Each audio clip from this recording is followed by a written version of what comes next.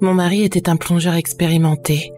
Plein de sang-froid, aventureux et toujours patient, il donnait des leçons de plongée aux débutants.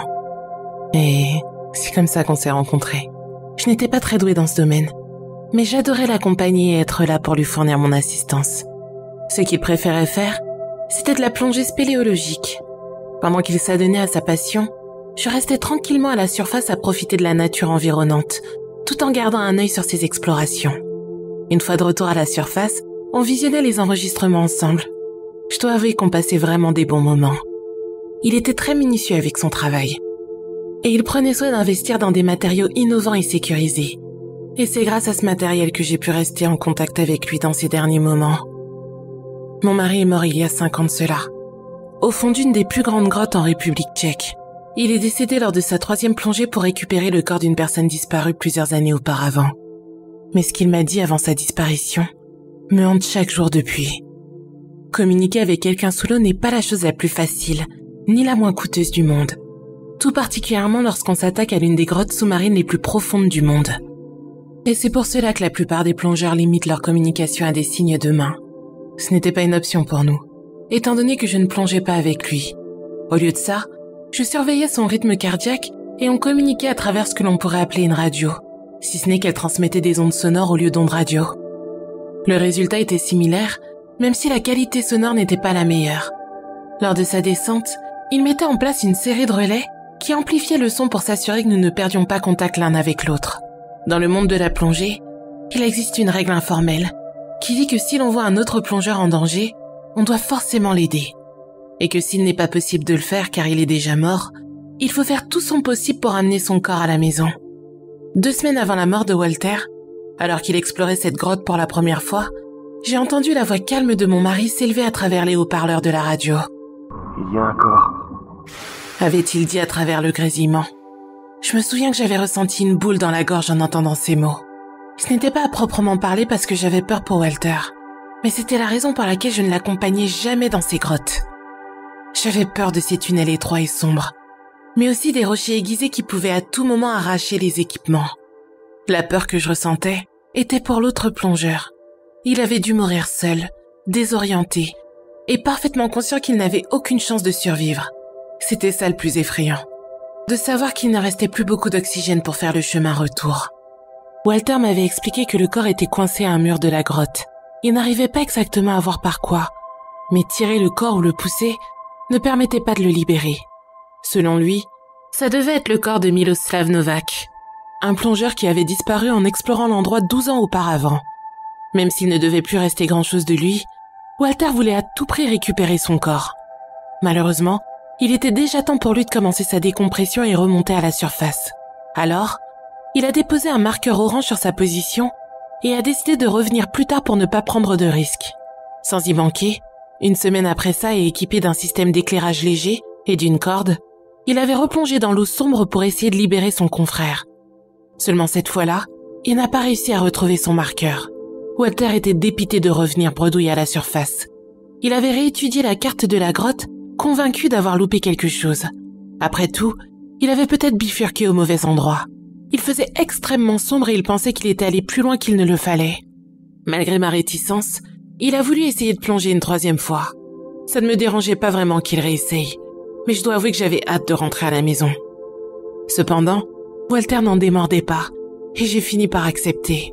Et voici comment mon mari, Walter Sinclair, a débuté sa dernière plongée. Tout se déroulait bien au début. Il progressait avec une certaine aisance. Il avait prévu de l'oxygène en plus par précaution et tout ce dont il avait besoin pour libérer le corps. Cela a pris environ 1 heure avant qu'il ne voie quelque chose. À travers la radio, je l'ai entendu dire « Mon marqueur est là. Il doit pas être loin. » Il avait l'air optimiste. Je me suis laissé bercer par le son de sa respiration rythmique, en espérant me distraire des pensées de ces sombres crevasses et de tous les corps qui devaient s'y cacher. J'essayais de me retirer de la tête l'image de Walter posant ses mains sur le corps en décomposition, et très probablement liquéfié de Miloslav. Pour cela, j'essayais d'imaginer le bonheur qu'allaient ressentir les parents de ce pauvre homme, en sachant qu'il avait enfin été récupéré. Mais ces images se sont vite envolées lorsque le rythme cardiaque de Walter s'est soudainement accéléré. « Est-ce que tout va bien là-dessous ?» ai-je demandé. Après quelques secondes, Walter m'a répondu, Je vais bien. Je l'ai trouvé. Il m'a fait peur. En effet, je pouvais imaginer que voir une énorme masse flotter dans la pénombre pouvait facilement surprendre quelqu'un. Mais même après le choc initial, son rythme cardiaque restait élevé. Il est toujours bloqué. J'essaye de... Il n'avait pas fini sa phrase, mais c'était évident qu'il luttait pour libérer la dépouille. J'attendais impatiemment au bord de l'eau en faisant les 100 pas. Je ne voulais rien dire pour ne pas le distraire. Sous l'eau, et surtout sous une telle profondeur, chaque mouvement requiert beaucoup d'efforts physiques. J'avais tendance à comparer ça à l'intense appel de la gravité. Il existe réellement une force là-dessous, qui certes ne vous tire pas vers le bas, mais qui a son propre poids qui donne l'impression d'être écrasé comme le ferait un poing se refermant sur une mouche. Les battements de cœur de Walter avaient accéléré de nouveau. Je crois qu'il a bougé. J'aurais dû me douter autant horrifié de sa voix qu'il ne s'agissait pas d'une bonne chose. Je pensais que ce qu'il voulait dire par là, c'est qu'il avait réussi à le libérer. Mais alors que son rythme cardiaque continuait son ascension, toute mon appréhension a refait son apparition. « Walter, est-ce que ça va ?» Il a bougé. J'ai directement pensé que le manque d'oxygène lui montait à la tête. Ça arrivait, même aux plongeurs les plus expérimentés, même à ceux entraînés à reconnaître les signes précurseurs. C'est une chose de savoir que l'on peut être désorienté, mais le vivre en est une autre. Walter recommençait à paniquer, et tout ce que j'arrivais à me dire, c'est qu'il était en train de succomber à cause de l'hypoxie. Walter, mon Walter qui était toujours si prudent, et qui était là-dessous uniquement parce qu'il se sentait obligé de respecter son confrère, se retrouvait à son tour en danger. J'essayais de le calmer et de lui demander de remonter, même si j'avais moi-même peur qu'il soit déjà trop tard. La décompression pouvait prendre des heures, et vu l'état dans lequel il se trouvait, je doutais qu'il en ait le temps. Comme je le disais tout à l'heure, dans ces moments-là, on sait. Walter avait ensuite commencé à crier. C'était un mix entre des hurlements et des plaintes. « Laisse-moi partir !»« Ah non ! Il m'a attrapé ! À l'aide !» Je sanglotais, impuissante. Et alors que son cœur battait si fort qu'il frôlait l'infarctus, j'essayais de le guider du mieux que je pouvais. Je lui criais de changer sa bonbonne d'oxygène, de suivre la corde et de revenir vers moi. C'est comme s'il ne m'entendait plus. C'était trop tard pour lui, et de façon si rapide. Soudainement, les battements de cœur ont commencé à s'apaiser de nouveau. « Walter ?» avais-je réussi à prononcer entre deux sanglots. Il n'avait pas répondu. Il était inconscient. Sa respiration devenait profonde et irrégulière. Tout ce que j'ai pu faire, c'était de l'écouter, en lui disant à quel point je l'aimais et que j'étais fière de lui. Puis, je lui ai chanté une chanson. Pourtant, je savais qu'il ne m'entendait déjà plus. Mais j'ai continué comme on le ferait avec un patient plongé dans le coma. Éventuellement, son cœur et sa respiration se sont tous deux arrêtés. J'ai passé les 5 années suivantes à me convaincre qu'il était mort d'hypoxie, seul dans cette grotte, et sans aucune chance que je puisse le récupérer un jour. Depuis, je donne des cours de sécurité pour la plongée, et j'insiste sur comment reconnaître les signes précurseurs de l'hypoxie, sur soi-même, mais aussi sur les autres.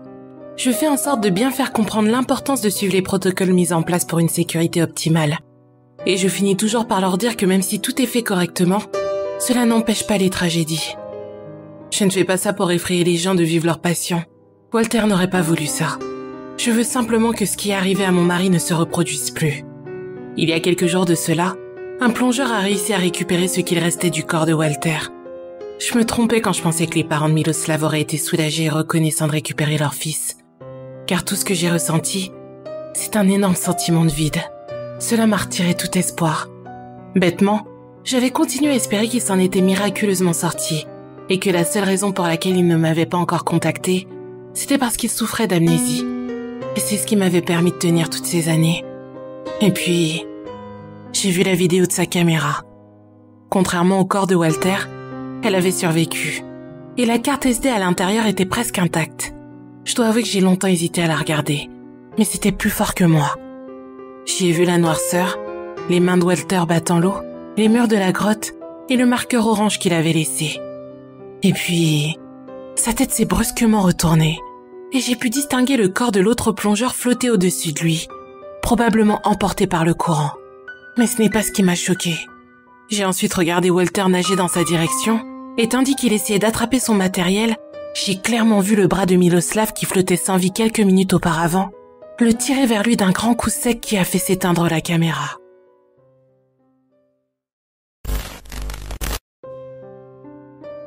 Avez-vous déjà rêvé de briller dans un domaine au point de pouvoir vivre de vos prouesses? Au royaume de l'excellence, si beaucoup sont appelés, très peu finissent par être élus.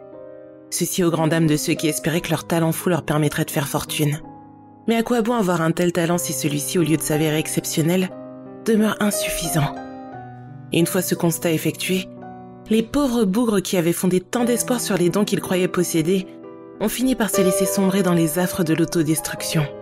Sachez, braves gens, qu'il existe un moyen d'éviter d'en arriver à une telle extrémité. Le rituel de l'enfant prodige. Il vous permettra, si vous le réussissez, de devenir le meilleur dans votre domaine de prédilection, au point de pouvoir gagner confortablement votre vie par ce biais. Mais attention, si ce rituel est très simple dans sa réalisation, il est fortement conseillé de le réussir. En effet, outre vos difficultés déjà existantes, un rituel raté aura des conséquences pesantes pour le restant de votre vie. J'y reviendrai un peu plus tard. En mal de succès depuis le début de mon projet de publication littéraire, je voulais faire appel à l'enfant prodige pour enfin créer la fiction qui supplanterait toutes les autres et ferait de moi une auteure reconnue. Cela fait 6 jours maintenant, et la récompense tarde à arriver. En attendant d'être fixé sur mon sort, je vous partage la recette pour, je vous le souhaite, connaître la réussite et la gloire. Vous n'aurez pas besoin d'une multitude de bougies, de miroirs, ni d'exécuter des manipulations complexes ou de retenir une dizaine de formules plus difficiles les unes que les autres. Le seul matériel requis est une veilleuse, quelle qu'elle soit. Ne vous attardez pas trop sur le choix de celle-ci. Même débranchée, déchargée ou hors d'usage, elle s'allumera d'elle-même le moment venu. Il ne sera pas nécessaire d'attendre le milieu de la nuit pour débuter le rituel. Ce dernier se pratique entre le 22 février et le 16 mars. Vous disposerez donc d'un créneau de 22 jours en tout. Vous devrez impérativement commencer à 22h22 précise. En numérologie, le nombre 22 est considéré comme le nombre le plus puissant. En se liant à ce chiffre, la personne prend de grands risques pour rencontrer le succès. C'est exactement ce dont il est question ici. Ainsi, une dernière fois, je vous invite à considérer sérieusement le ratio bénéfice-risque de votre démarche. Une fois l'enfant prodige invoqué, vous n'aurez d'autre choix que d'aller jusqu'au bout. Il est capital que vous soyez focalisé sur la visualisation de votre succès futur. Et ce, tout au long du rituel. Soyez concentré et convaincu de votre réussite. Il faudra également faire le rituel seul. L'enfant prodige n'aime pas la foule et ne daignera pas répondre à l'appel simultané de plusieurs personnes. Si la demande concerne un groupe, chacun de ses membres devra exposer son projet séparément. L'endroit où vous allez choisir de pratiquer le rituel importe peu, pourvu qu'il soit exécuté à l'intérieur d'un bâtiment. Assurez-vous simplement de choisir une salle suffisamment spacieuse. Au besoin, déplacez le mobilier dans un autre endroit le temps du rituel. Je vous rappelle que votre invité est un enfant et qu'il aura besoin de se mouvoir à sa guise. Il n'appréciera donc pas de devoir célébrer dans un lieu trop exigu et risque de ne pas répondre à votre appel. Une fois la pièce choisie, fermez-en toutes les issues ainsi que les volets et les rideaux. Si l'obscurité vous effraie, n'ayez crainte. Tant que le rituel ne sera pas commencé, il ne vous arrivera rien.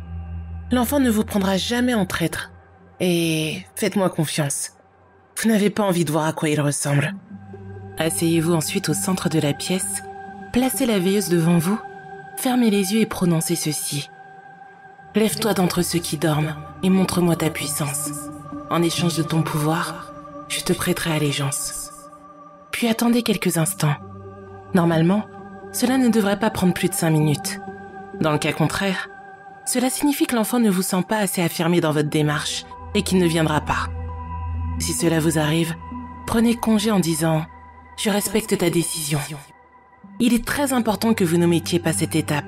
Si vous oubliez, tous les projets que vous avez dans votre domaine d'excellence échoueront quoi que vous fassiez. Réessayer le rituel est fortement déconseillé, mais pas interdit. Si vous avez mûri dans votre décision et que vous souhaitez vraiment le retenter, vous le pouvez. Mais pas avant 2 ans, et en étant conscient que cela a très peu de chances de fonctionner. La plupart du temps, l'enfant s'agace et vous emporte avec lui dans sa dimension. Vous saurez que l'enfant est arrivé en percevant la lumière de la veilleuse qui s'allume derrière vos paupières closes. À partir de ce moment-là, vous devrez ouvrir les yeux. Puis, ne plus bouger ni émettre un seul son. Vous ne devrez en aucun cas lui parler. Il ne serait pas nécessaire de verbaliser votre demande. Il sait pourquoi vous l'avez appelé. Souvenez-vous, quoi que vous voyiez ou entendiez, ne détournez pas votre esprit de votre but final. Vous allez sentir sa présence. L'atmosphère deviendra plus lourde. l'air se fera soit plus chaud, soit plus froid. Votre respiration va alors s'accélérer et votre cœur battra plus fort. Ensuite, il y aura des petits bruits, des couinements étouffés, des soupirs faibles ou encore des gémissements. Vous entendrez des pas légers arpenter la pièce, accompagnés par des bruissements de tissu. Les pas se rapprocheront et une odeur putride se fera sentir. Ne faites aucun mouvement exprimant votre inconfort, car il tournera lentement autour de vous. Laissez-le faire. Laissez-vous faire. Il vous jauge, vous mettant à l'épreuve afin d'évaluer votre courage. Je vous préviens, cette étape est oppressante. Alors concentrez-vous sur votre respiration pour ne pas perdre votre sang-froid. Maîtrisez vos hauts le cœur et rappelez-vous que vous ne devez surtout pas faire de bruit. Car il se peut qu'en dépit de vos efforts, il vous juge indigne de lui ou trop peu sincère dans votre démarche. Dans ce cas, vous sentirez un souffle puissant et glacial, vous signifiant sa colère d'avoir été dérangé pour rien. En guise de vengeance, il fera en sorte qu'un drame vous arrive à chaque fois que vous essaierez de persévérer dans votre domaine de prédilection. Vous saurez que l'enfant prodige vous estime digne de ses services en sentant sa main froide et maigre aux multiples callosités prendre la vôtre. Agenouillé près de vous, il la tiendra quelques secondes. Vous apercevrez son visage rosâtre et plissé du coin de l'œil. Ne tournez pas la tête. Marchant sur ses genoux, il vous tournera autour en grommelant, tout en passant ses mains sur votre corps, s'attardant sur vos cheveux comme pour sonder vos pensées. Il approchera son visage à quelques centimètres du vôtre, en produisant des sons incommodants. Restez calme, ne fermez pas les yeux et pensez à votre récompense. La demi-heure qui suivra sera sans doute la plus éprouvante. Néanmoins, elle sera aussi décisive. L'enfant prodige continuera de vous tester, tantôt en tentant de vous effrayer, tantôt en vous chuchotant des paroles décourageantes. Celles-ci viseront à détourner votre attention de la visualisation de votre réussite. Par tous les moyens, il vous incitera à abandonner votre projet. Il vous dénigrera de sa voix croissante, vous soufflant une haleine lourde et fétide en plein visage. Restez fort.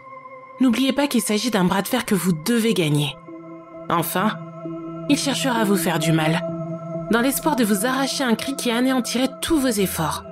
Il se placera à l'autre bout de la pièce et se précipitera vers vous en criant. Vous sentirez alors une intense douleur à l'intérieur de votre corps, comme une lame incandescente fendant votre chair de bas en haut. Vous n'en garderez cependant aucune trace. Suite à cela, il s'agenouillera une dernière fois face à vous et soufflera 3 fois sur la veilleuse comme s'il s'agissait d'une bougie. Faites-en de même. Ceci équivaut à une formule pour prendre congé. Ensuite, il disparaîtra et avec lui le son et les odeurs. La température reviendra à la normale. Fermez alors les yeux et comptez jusqu'à 100 dans votre tête, toujours sans bouger ni faire aucun bruit. Puis remettez-vous debout et rouvrez portes et volets. Le rituel sera alors terminé et il n'y aura plus qu'à attendre jusqu'à 1 semaine maximum. D'ici là, poursuivez vos projets et travaillez d'arrache-pied. Si vous réussissez, il sera très facile de vous en apercevoir. Un succès sans précédent se présentera bien vite à votre porte. Si vous échouez en revanche, l'issue sera bien plus douloureuse. Avant de partir, l'enfant prodige vous a infligé une blessure. Si elle est sans conséquence pour quelqu'un ayant passé toutes les épreuves avec brio, elle s'avérera en revanche mortelle dans le cas d'un rituel raté. Et ce, sous 1 semaine. Les seuls signes avant-coureurs seront un sentiment d'insécurité, comme si vous étiez épié, et des inconforts physiques médicalement inexplicables. Vous l'aurez compris, même si vous arrivez au bout des épreuves, invoquer l'enfant prodige n'offre aucune garantie de réussite.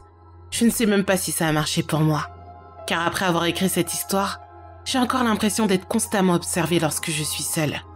Est-ce mon esprit qui me joue des tours par crainte d'avoir échoué? Cela fait 6 jours que j'ai effectué le rituel. J'ai donc besoin de votre avis sincère. Cette fiction est-elle un succès?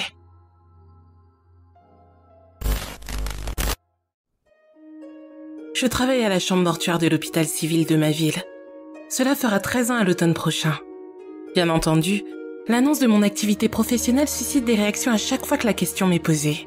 Fascination, curiosité morbide, rejet, incrédulité. Pour moi, il s'agit d'un métier comme un autre. D'une opportunité qui s'est présentée après quelques années de bons et loyaux services en tant qu'aide-soignante. J'avais alors 24 ans. Mon entourage avait été en grande majorité choqué d'une telle décision, voyant dans cette fonction quelque chose de dégradant. Probablement en rapport aux visions enchanteresses offertes à l'ouverture de certaines housses mortuaires. Mais je n'en démordais pas, n'y trouvant là que des avantages. Pas de garde de nuit, pas de cadence effrénée, ou rarement, en comparaison au rythme des soins aux patients. Ça m'avait toujours fait penser à du travail à la chaîne. Mais en plus, j'avais des horaires fixes plutôt cool. C'était une bonne planque. C'est vrai qu'il faut s'affranchir de l'aspect émotionnel. Les enfants décédés, les victimes de violences ou encore le son des pleurs des proches éplorés alors qu'on prépare le corps de l'autre côté de la porte. Il faut s'y faire. Et ce n'est pas donné à tout le monde. Cependant, après avoir vu tant de gens en souffrance dans mon précédent service, je peux affirmer avec certitude qu'il m'est 1000 fois préférable de voir des morts. Lorsque je dis ça, on me reproche souvent ma froideur et mon détachement, alors qu'il ne s'agit là que d'un raisonnement parfaitement logique. Les personnes que l'on m'amène désormais ne souffrent plus. J'aimais ce job routinier. J'ai besoin de repères immuables dans mon quotidien. Et là où d'autres auraient tant souffert d'une telle répétitivité, je me délectais de la prévisibilité millimétrée qui m'était offerte. Chaque jour ressemblait au précédent. Je me levais à 7h moins 10. Le temps de me préparer, je sautais dans ma voiture à 7h35. Là, j'allumais ma radio pour m'accompagner durant les 33 km annoncés par le GPS. À cette heure-ci, il fallait bien compter 3 quarts d'heure de route. Et de même pour le retour le soir. Fin de service à 17h, dans la voiture à 17h13, 17h15 au maximum, et jamais plus tard. Entrée sur l'autoroute à 17h27, navigation dans les bouchons. On dépasse la sortie Porte Blanche un peu avant 17h45, puis cap sur le nord pendant encore 10 bonnes minutes avant d'atteindre la maison. Du papier à musique. Un trajet réglé à la minute près, et ce chaque jour depuis 13 ans. Je sais que c'est ennuyant, mais vous verrez que ce relevé rébarbatif de mes horaires aura son importance par la suite. Un matin, on nous a descendu une vieille dame décédée pendant la nuit. Rien d'extraordinaire, me direz-vous. Mais pour la première fois en 13 ans, je me suis sentie mal à l'aise devant un défunt. Ce n'était pas l'état du corps en lui-même qui me posait problème, mais bien la sensation de malaise qui me parcourait lorsque je posais mes yeux dessus. Cette femme me faisait peur sans que je sache pourquoi. Peut-être à cause de son air méchant. Je peux paraître sévère, mais elle avait l'air d'une vraie teigne. Petite, les cheveux blancs coupés au carré, avec ses doigts crochus et son visage renfrogné et émacié, elle me faisait penser aux sorcières des contes pour enfants que je dévorais petite. « Tu peux lui fermer les yeux, s'il te plaît ?» avais-je demandé à ma collègue. Je sais pas ce qui se passe, mais elle me fiche la trouille, celle-là. Tu exagères. La pauvre petite dame. Et depuis quand tu as peur des morts, toi? Contente-toi de lui fermer les yeux, s'il te plaît. J'ai vraiment l'impression qu'elle me regarde et ça me met mal à l'aise. Fanny s'était contentée de pouffer en s'exécutant. Même après m'être éloignée, ce sentiment d'oppression avait mis quelque temps à se dissiper. Je n'ai pas pu m'empêcher de regarder la case réfrigérée, occupée par la défunte. Toute la journée, j'ai été hantée par le souvenir de ses yeux vitreux, mi-clos, qui semblaient me scruter d'un air réprobateur. Le soir, mon cerveau était passé en pilotage automatique. J'étais tellement vidée de toute mon énergie que je manquais même de dormir au volant. Fin du service à 17h, dans la voiture à 17h13, 17h15 au maximum, jamais plus tard. Entrée sur l'autoroute à 17h27, navigation dans les bouchons, on dépasse la Porte Blanche peu après 17h45, puis cap sur le nord. Absorbée par mes pensées et bercée par la rectitude de la route de campagne qui menait à mon village, je m'étais assoupie. J'ai été réveillée in extremis alors que je fonçais droit vers le fossé. Une main avait brusquement agrippé mon épaule et le visage effrayant de la vieille dame avait surgi devant mes yeux. Je respirais avec difficulté, en proie à un mal de ventre intense causé par la frayeur soudaine. Ce cauchemar semblait si réel. J'ai écrasé le frein et j'ai tenté de rassembler mes esprits en parcourant les quelques centaines de kilomètres qui me restaient jusqu'à chez moi. C'était avec une certaine réserve que j'étais retournée au travail le lendemain. « Qu'est-ce qui t'arrive? T'as pas l'air bien ?» avait demandé Laurent, en remarquant mon air préoccupé. Gênée, j'avais pris quelques secondes avant de répondre. « Tu sais, hier matin, on a enregistré l'arrivée d'une vieille dame. » C'est possible. On nous en a amené plusieurs alors, tu sais. Mais si, la toute première qui arrivait quand on a pris notre service. Il avait froncé les sourcils avant de hocher la tête. Eh bien? Elle me met mal à l'aise. Je veux dire, c'est la première fois que ça m'arrive. Cette dame a l'air tellement méchante qu'elle me fait peur.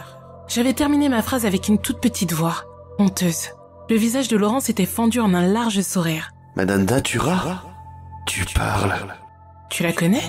C'était la voisine de chambre de ma grand-mère. Une femme adorable. C'est le nom d'un poison, je te signale. Avais-je grommelé. Il avait eu un petit rire bienveillant. J'avais secoué la tête incrédule et farouchement persuadée de la véracité de cette phrase maintes fois entendue dans ma famille. Quand on est méchant, on le porte sur soi. L'air sévère de cette défunte me confortait dans mon jugement. Elle devait être mauvaise comme la gale. Le troisième jour, J'avais eu la désagréable surprise de constater que mes collègues étaient déjà affairés à mon arrivée. Fanny assistait le légiste en salle d'autopsie. Et Laurent, lui, préparait le salon de recueillement pour une famille qui devait arriver sous peu. Les pompes funèbres Le Coche ont appelé. Ils sont débordés et ils pourront pas venir. Il y a un habillage à faire. Avait-il lancé tout en continuant ce qu'il faisait. Les vêtements sont sur la chaise là-bas. Je me suis approchée et mon sang s'est glacé lorsque j'ai lu le nom sur le sac. Isis Datura. J'ai senti mon estomac se soulever et émettre un léger gargouillis. Laurent s'était retourné. Qu'est-ce qui se passe? C'est encore Madame Datura qui te fait peur? Elle va pas te manger, tu sais. Plus maintenant. S'était-il exclamé d'un air taquin. Piqué, j'ai saisi le sac et je me suis dirigée vers les cases réfrigérées. J'ai essayé de rester calme alors que j'avançais une main tremblante vers le levier de la porte. J'avais fait mon travail tout aussi soigneusement que d'habitude. Non sans ressentir une aversion persistante pour la femme qui se trouvait devant moi. Rien n'y faisait. Je n'arrivais pas à masquer mon malaise ni à me raisonner, au point de me faire des idées. Lorsque je l'avais coiffé, il m'avait semblé voir son rictus pincé s'accentuer à chaque coup de peigne, et ses yeux s'entr'ouvrir. Je fis appel à toute ma volonté pour continuer à réfléchir de manière rationnelle. En 13 ans de métier, je n'avais jamais constaté quoi que ce soit d'étrange. Pourquoi cela devrait-il commencer aujourd'hui? Et pas question d'accomplir ma tâche par-dessus la jambe.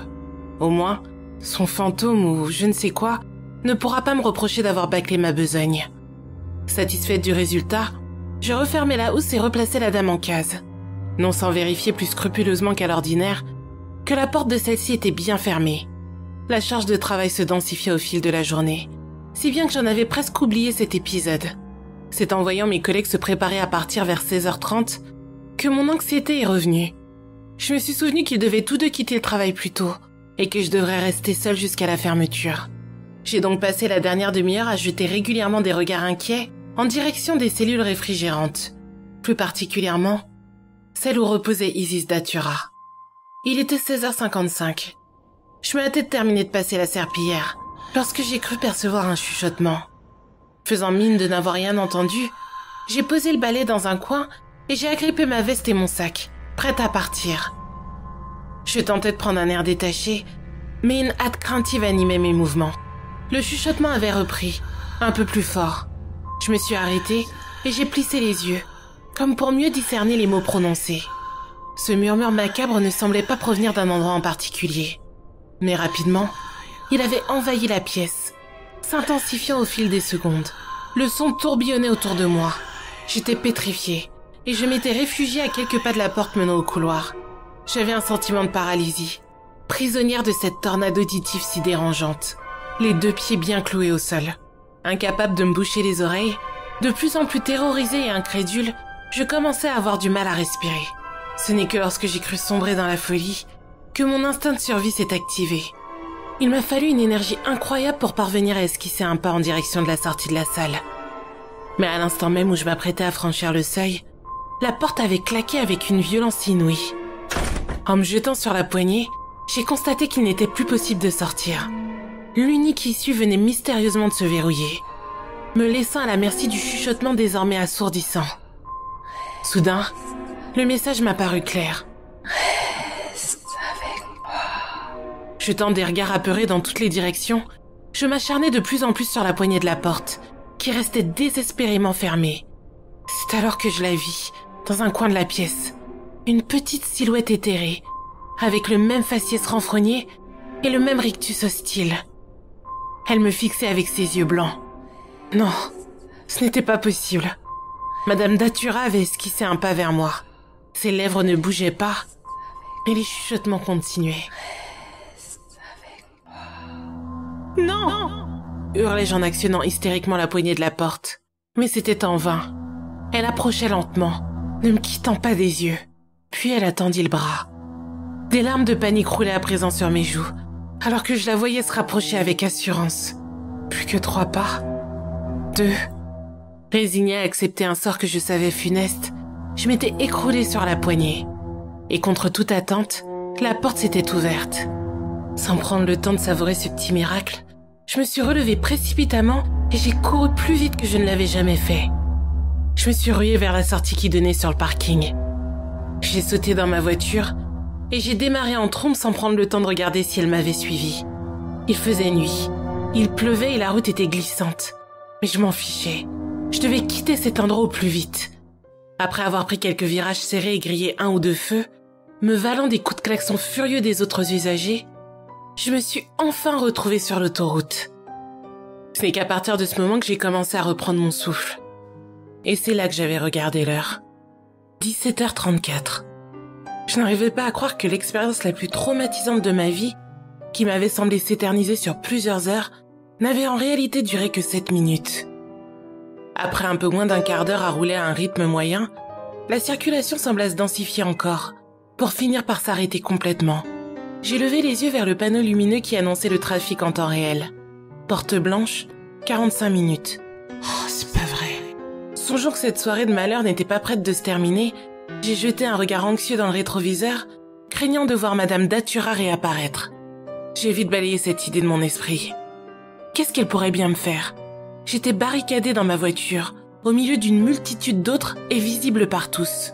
De temps à autre, le son de la musique que j'avais mise en route pour passer le temps était couverte. C'étaient les sirènes des voitures qui nous doublaient à vive allure sur la bande d'arrêt d'urgence. Une voiture de police, suivie d'une autre, et bientôt 2 ou 3 ambulances. On n'est pas rentré.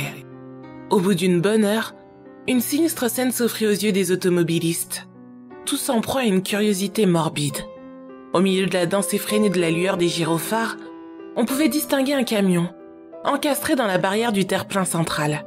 L'arrière avait probablement chassé, entraînant avec lui une voiture, désormais prisonnière entre cette même glissière et la remorque du poids lourd. Une autre gisait sur le flanc, en travers de la voie du milieu. Une seule file était désormais praticable, et la circulation était régie au compte-gouttes par un policier. À chaque voiture qui passait, il faisait signe à la suivante de s'arrêter quelques instants afin de s'assurer que la précédente était parvenue à s'extraire du carnage sans encombre. Bonsoir. Attendez, s'il vous plaît. Avait-il dit tout en surveillant la progression de l'auto qui me précédait. Ça s'est passé il y a longtemps? Pas tellement. On pense que l'accident a eu lieu juste un peu avant 17h45. Mon sang ne fit qu'un tour. Fin du service à 17h, dans la voiture à 17h13, 17h15 au maximum, jamais plus tard. Entrée sur l'autoroute à 17h27, navigation dans les bouchons, je dépasse la sortie Porte Blanche un peu avant 17h45. Cela signifiait que si tout s'était déroulé comme d'habitude, c'est sûrement moi qui aurais été l'une des victimes de ce terrible accident. Bouche bée, j'ai jeté un coup d'œil derrière l'agent, en direction de la glissière centrale. Elle était là. À côté du ventre fumant du camion, elle me regardait. Son rictus semblait s'être adouci. Elle arborait un air presque compatissant. Mon visage s'était illuminé d'un immense sourire.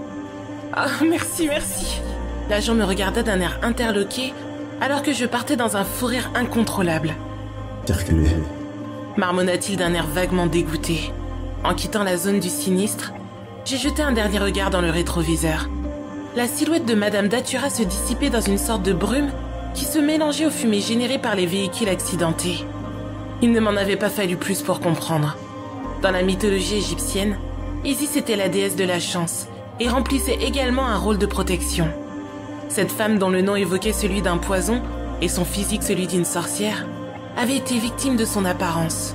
Confuse de l'avoir mal jugée, mais consciente de la chance qui m'avait été donnée, je ne pouvais effacer ce sourire béat sur mon visage.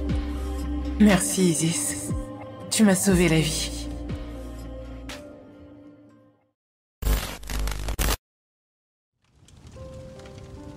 J'adore aller dans le désert, particulièrement la nuit. Je sais que c'est dangereux d'y aller seul, mais c'est mon petit plaisir.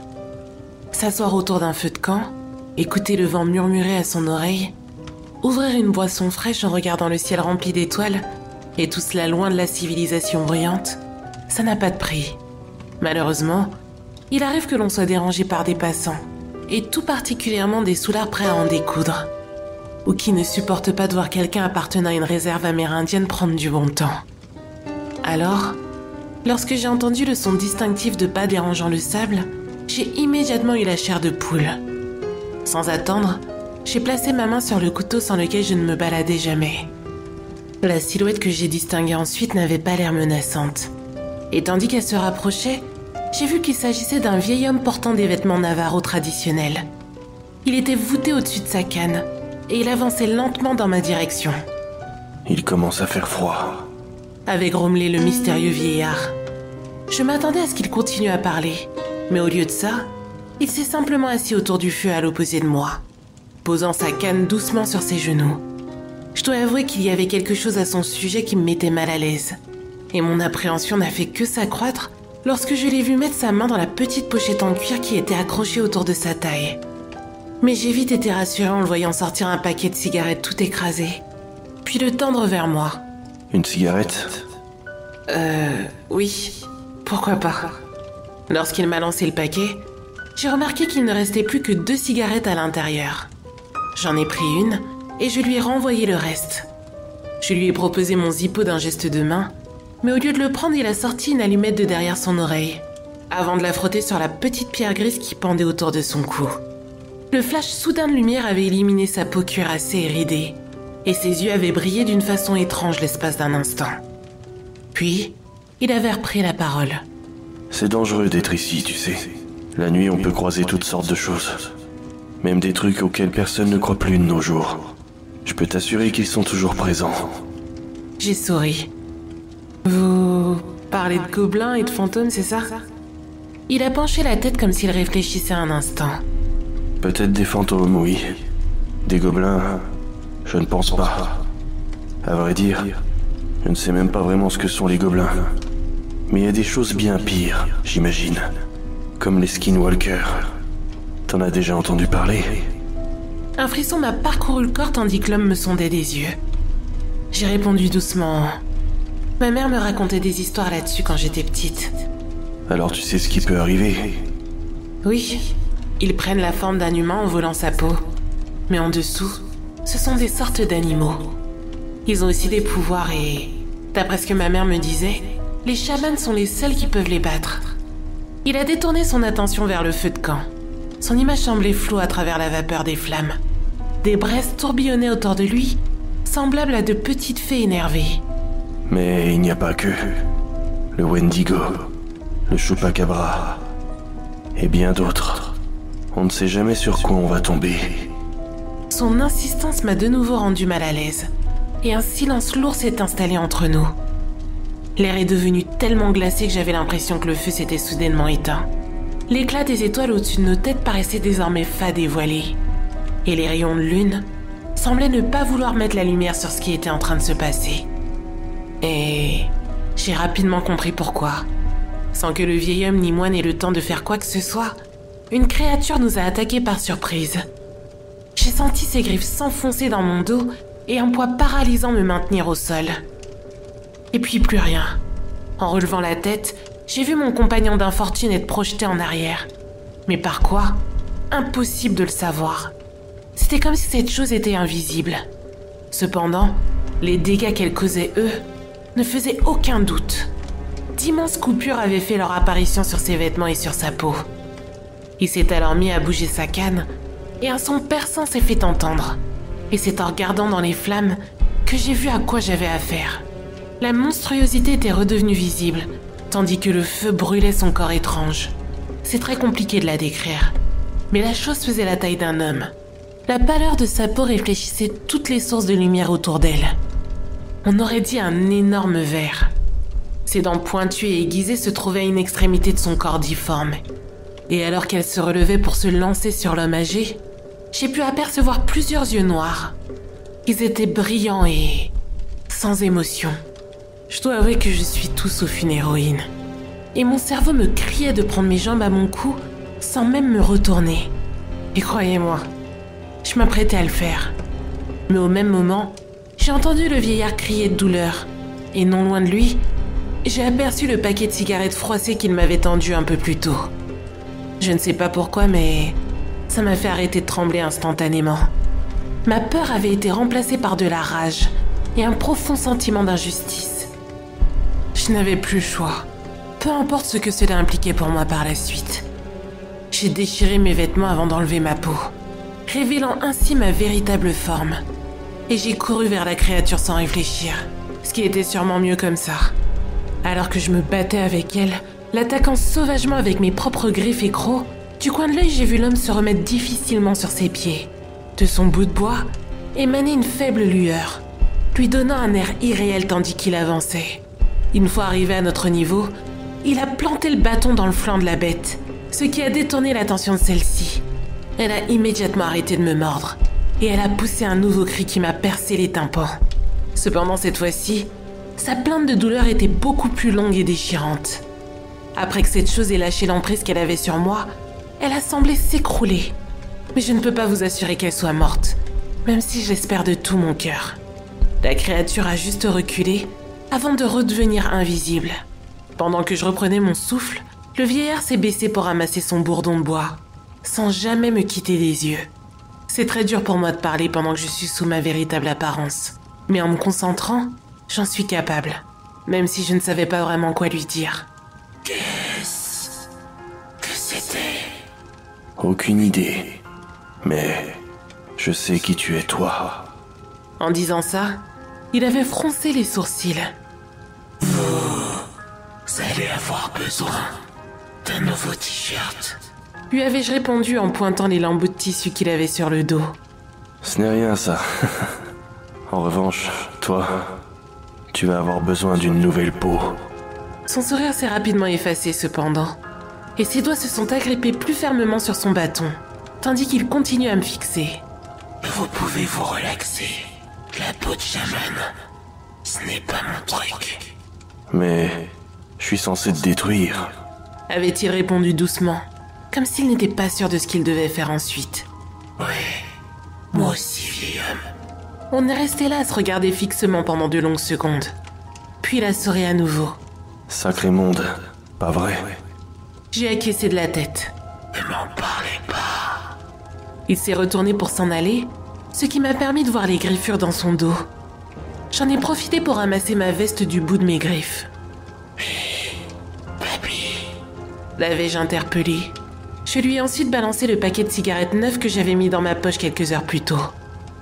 Et je pense même que j'ai réussi à reproduire un semblant de sourire humain. Il m'a remercié d'un signe de tête, puis s'est enfoncé dans la noirceur du désert. Je me suis rassise à côté du feu, avant de lever la tête vers les étoiles qui brillaient de nouveau de tout éclat. Oui, le désert était dangereux, surtout seul la nuit. Mais à vrai dire, il n'y a vraiment rien de plus revigorant.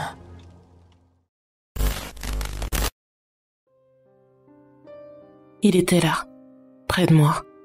Maintenant que je connais toute l'histoire, je suis persuadée de l'avoir rencontré, le mangeur de savoir. Jusqu'à présent, j'avais toujours considéré ce récit que l'on m'avait raconté il y a bien longtemps comme une légende urbaine plutôt médiocre. J'avais trouvé ce raconteur tellement stupide et réaliste que je ne l'avais écouté que d'une oreille. Comment alors aurais-je pu le reconnaître? Cela s'est passé dans un train. Je rentrais chez moi après avoir passé le week-end dans ma ville natale pour voir ma famille. C'était une fin d'après-midi d'automne morose. Le wagon était peu fréquenté et j'aimais cette ambiance feutrée et reposante. Confortablement calée dans l'un des fauteuils moelleux d'un carré 4 places désert, j'étais très absorbée dans la confection d'un ouvrage au crochet, lorsqu'une voix me fit sursauter. Ça travaille dur. C'est votre métier pour que vous alliez aussi vite? L'homme qui se tenait devant moi avait prononcé cette phrase d'un ton enjoué et admiratif. Il avait posé ses avant-bras sur le dessus du siège en face du mien et il me souriait. Ses yeux marrons qui pétillaient d'une lueur d'intérêt sincère me fixaient. Ça vous ennuie si je m'assois? Non, bien sûr. Pourquoi me serais-je méfié? Il était poli et de surcroît agréable à regarder, ce qui ne gâchait rien. Il avait environ la trentaine, des cheveux bruns, une fine moustache et un collier de barbe. Il portait de petites lunettes, un jean et un pull à capuche, et il dégageait un magnétisme singulier. Il s'assit donc en face de moi, les mains croisées sur ses cuisses, m'observant religieusement en silence. Amusée, je souriais. C'est pas aussi facile que ça en a l'air. C'est vrai? Vous croyez que vous pourriez m'apprendre? Je posais mon ouvrage et fouillais dans le sac contenant mon matériel afin de lui fournir une pelote et un crochet. Je les lui tendis. Il s'en saisit et me fixa attentivement, semblant tout oui, ses yeux pareils à ceux d'un enfant impatient avide de savoir. Les premières minutes ne furent pas simples. Pratiquant le crochet depuis très longtemps, j'avais acquis des automatismes difficiles à décomposer pour expliquer efficacement les différentes étapes. Il était néanmoins patient, affichant un air heureux et fier à chaque fois qu'il reproduisait le modèle que je lui avais précédemment expliqué. Il lui a fallu à peine 20 minutes pour produire des points serrés et parfaitement réguliers sans effort. Je l'enviais presque, Moi qui avais mis des semaines à monter des mailles correctement et sans accroc. Pour autant, la situation ne semblait pas anormale, si ce n'est que j'avais un élève visiblement bien plus doué que la moyenne. Le voyant s'amuser, je lui ai appris un second point, puis un troisième. Bientôt, je lui avais appris tous les points que je connaissais, comme pour le mettre au défi. Mais rien ne semblait insurmontable. Et s'il n'était pas encore aussi rapide que moi, nul doute que cela finirait par arriver. Perdu dans cette réflexion, je n'avais pas remarqué que le train ralentissait. Ce n'est que lorsque mon mystérieux interlocuteur se leva, que je m'aperçus que nous étions arrêtés. « Je descends ici. » déclara-t-il. « Eh bien, merci pour ce moment. » Il hocha la tête en souriant timidement. « Vous pouvez garder le matériel si vous voulez. J'en ai plein le sac. » ajoutai-je joyeusement en tapotant le sac que j'avais posé sur le siège voisin. Il me remercia, tourna les talons et descendit. Je rangeai mon ouvrage et me penchai en arrière, calant mon dos dans le fauteuil. Je me sentais un peu fatiguée, sûrement en raison de cette leçon impromptue qui avait duré plus d'1 heure mine de rien. Le train repartit, me berçant de son chaos placide. Ce fut de courte durée. Après plusieurs minutes à rouler dans la brume en pleine montagne, il ralentit puis s'arrêta. Au bout de quelques secondes, une voix se fit entendre dans les haut-parleurs. « Mesdames et messieurs, nous sommes actuellement arrêtés sur la voie. Par mesure de sécurité, veuillez ne pas ouvrir les portes ou de tenter de descendre du train. » Je soupirai, espérant que l'arrêt ne dure pas trop longtemps. Je n'avais pas envie de rentrer tard, et j'avais encore un peu de route de la gare à chez moi. Prenant mon mal en patience, je tournai mon regard vers l'extérieur. Je ne pouvais distinguer qu'une vague étendue sombre, rendue confuse par le brouillard et l'humidité. Nous longions de vastes étendues désertes et désolées. Un peu plus loin, je devinais des masses obscures que je savais être dérangées de peupliers. J'avais déjà emprunté cet itinéraire maintes fois depuis plus de 10 ans maintenant. Soudain, je tressaillis. La nuit tombait petit à petit et la visibilité n'était pas optimale. Mais il me semblait discerner autre chose. À la faveur du contraste entre la brume laiteuse et les arbres sombres, je les vis apparaître. Des silhouettes humaines qui avançaient lentement vers nous. Je n'avais jamais rien vu de pareil. Hypnotisé par leur marche léthargique, je ne vis pas tout de suite qu'elles convergeaient vers mon wagon. J'étais visiblement la seule à pouvoir les voir. Les autres passagers continuant de vaquer à leurs occupations sans sourciller. Elles n'étaient pas agressives, mais elles semblaient savoir où elles allaient. Projetant un regard que j'imaginais vide vers les fenêtres de la voiture 13 dans laquelle je voyageais. Quelles étaient ces ombres? Que venaient-elles faire? Cela avait-il un rapport avec le jeune homme qui était reparti juste avant qu'elles apparaissent? C'est alors que cette légende me revint à l'esprit. Le mangeur de savoir serait un homme affable, qui vous aborderait alors que vous vous adonnez à une activité que vous aimez, quelle qu'elle soit. Il vous demanderait de lui enseigner cette discipline qu'il ne connaît pas, pour ensuite chercher à vous imiter. Le fait qu'il maîtrise presque parfaitement d'entrée de jeu l'activité fraîchement enseignée peut éventuellement vous mettre la puce à l'oreille, mais ce n'est pas systématique. Après tout, il y a des gens doués partout. De toute façon, que vous le remarquiez ou non, il est déjà trop tard à ce stade. À mesure que les silhouettes se précisaient dans la brume, mes souvenirs ressurgissaient. Ces créatures étaient les anciennes victimes du mangeur de savoir. Après leur rencontre avec lui, elles avaient été dépossédées des capacités qu'elle lui avait enseignées. Le mangeur de savoir les ayant emportées dans son sillage. Elles avaient ensuite perdu l'esprit en cherchant à retrouver ses connaissances oubliées. Inlassablement, pendant des jours, des mois et des années parfois. Obsédées par leur quête, elles s'étaient désintéressées de tout le reste, coupées du monde, de la vie terrestre, au point de finalement se désincarner. Mais pourquoi cela me revenait-il maintenant? Je repris mon ouvrage, tentant de dissiper l'angoisse qui commençait à me gagner. Cependant, j'étais incapable de former un seul point. J'avais beau réfléchir, mais impossible de me souvenir. J'avais tout oublié, jusqu'à la façon dont on maniait l'objet que je tenais à la main. Les créatures appuyaient à présent leurs mains contre les fenêtres du wagon. Il n'y avait plus aucun doute. J'avais croisé la route du mangeur de savoir, à qui j'avais enseigné le... Comment ça s'appelle déjà? Même ça, je l'ai oublié.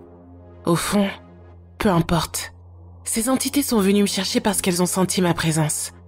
Elles veulent que je vienne avec elles, parce qu'elles reconnaissent les leurs.